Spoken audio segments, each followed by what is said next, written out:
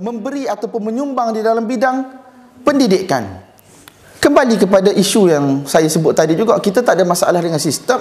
Mereka boleh belajar, jadi guru dan sebagainya. Tapi hari ini pun guru antara satu pekerjaan yang saya cadangkan kepada adik perempuan saya, tetapi saya rasa hari ini saya menyesal saya cadangkan pekerjaan guru kepada dia juga. Dulu kita rasa satu orang guru, especially kalau mengajar sekolah rendah, itulah orang kata the safest tempat untuk satu orang perempuan berada bersama dengan anak-anak murid yang innocent dan seumpamanya. Tetapi hari ini tuan-tuan, sekolah bukan macam tu lagi. Percampuran lelaki perempuan antara guru, hari sukan, wanita-wanita yang mana pada saya bertelanjangan di hadapan lelaki-lelaki yang lain pada hari sukan, persatuan, jadi campur lelaki perempuan. Jadi saya rasa itu semua tempat maksiat. Pada kita rasa macam, oh ustaz ni syadidnya. No, it's not syadid. Kita dah turun sangat teruk level kita. So macam mana guru-guru kita nak buat? Isteri-isteri kita nak jadi guru?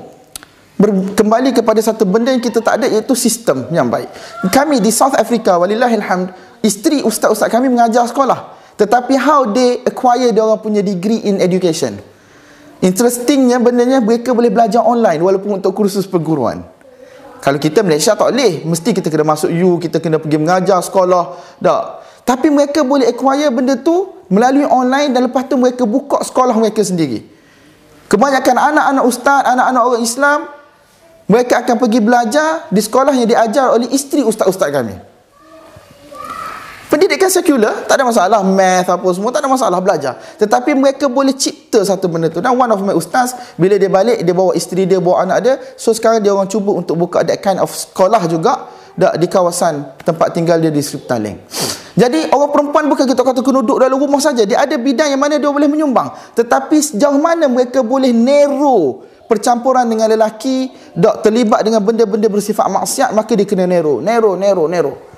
Jadi tuan-tuan, maslahah, keperluan, tuqaddar biqadariha. Mesti kita kena measure mengikut keperluan yang sepatutnya. Tidak boleh kita biarkan mudarat berlaku. Hari ini tuan-tuan, satu orang guru, dia pergi outstation, naik kereta dengan lelaki yang bukan mahram dan seumpamanya, benda tu semua nonsense dan mengarut.